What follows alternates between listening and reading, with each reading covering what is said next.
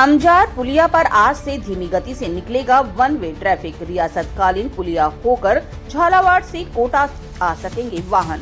ऊर्जा मंत्री ने ली समीक्षा बैठक, वैकल्पिक मार्ग शुरू करने के लिए दिए निर्देश।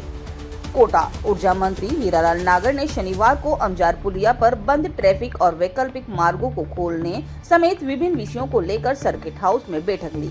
इस दौरान जिला कलेक्टर पीयूष सामरिया तथा नेशनल हाईवे अथॉरिटी और RASRDC के अधिकारी मौजूद रहे। बैठक में दरानाल स्थित अमजार पुलिया की मौजूदा स्थिति, भारी वाहनों के आवागमन पर लगी रोक और खानपुर व सांगोद मार्ग पर बढ़ते जाम को लेकर विस्तार से चर्चा हुई। मंत्री हीरालाल नागर ने कहा कि अमजार पुलिया से ट्रैफिक बंद होने से भारी वाहन कनवास, धुलेट, सांगोद और बारा होकर गुजर रहे हैं। इस कारण पूरे क्षेत्र में यातायात का भारी दबाव बना रहता है। ऐसे में ट्रैफिक कंट्रोल करना मुश्किल हो रहा है। व्यवस्था को सुचारू करने के लिए वैकल्पिक मार्ग के लिए विस्तार से चर्चा की गई। नागर ने बताया कि SV national institute of technology Surat के इंजीनियरिंग विभाग द्वारा NH 52 के अमजार पर स्थित ब्रिज की अंतिम सेफ्टी ऑडिट रिपोर्ट 16 अगस्त 2025 को प्रस्तुत की गई है। NH 52 जो कोटा झालावाड़ के बीच में जो अमजार नदी का एक 1965 का जो एक ब्रिज है और वो मैसनरी ब्रिज है, जिस पर कुछ जांच के दौरान किस एजेंसी से, एक सूरत की एक एजेंसी ने जांच की और उसमें उसके बारे में जो संशय थे उसकी डिटेल रिपोर्ट प्राप्त हो गई है और जो उसमें विकल्प सुधार हैं उनको सुधार करके और उस ब्रिज की कुछ माइनर रिपेयर है वो भी की जाएगी। विकल्प के तौर पर जो रियासतकालीन पुरानी पुलिया उस अमजार ब्रिज के नीचे बनी हुई है उसको कंप्लीट कर दिया गया है, मोटरेबल कर दिया गया है, उससे ट्रैफिक टेस्ट कर लिया गया है। तो ये तय किया है आज की मीटिंग में कि जो अमजार का जो बड़ा पुल है उस पे से कोटा से जाने वाला ट्रैफिक झालावाड़ की तरफ जाएगा।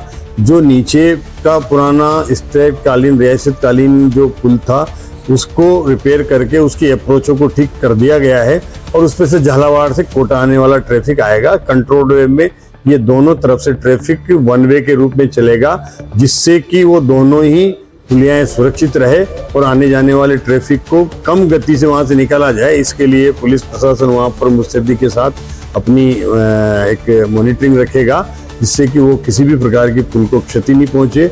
इसके साथ साथ जो दरा की नाल के अंदर से एक RSRDC का जो नया रोड बना है जो चेचट को सीधा जोड़ने वाला है, जिससे हाईवे का ट्रैफिक भी डाइवर्ट हो करके ये दरा तक आएगा, उसके लिए भी ये कहा है कि 10 सितंबर तक वो RSRDC अपना काम पूरा कर ले और उन्होंने तय किया है कि 10 सितंबर के पहले हम काम पूरा करके उसको चालू कर देंगे। तो वो भी जो वो आज बड़ौदा और गुजरात से MP से आने वाला जो ट्रैफिक है वो वापस उसको चेचट से मोड़क जाना पड़ता है, मोड़क से ढाबा दे जाके और फिर ये दरा के अंदर होके आना पड़ता है। वो समस्या भी समाप्त हो जाएगी अगले 10 सितंबर तक।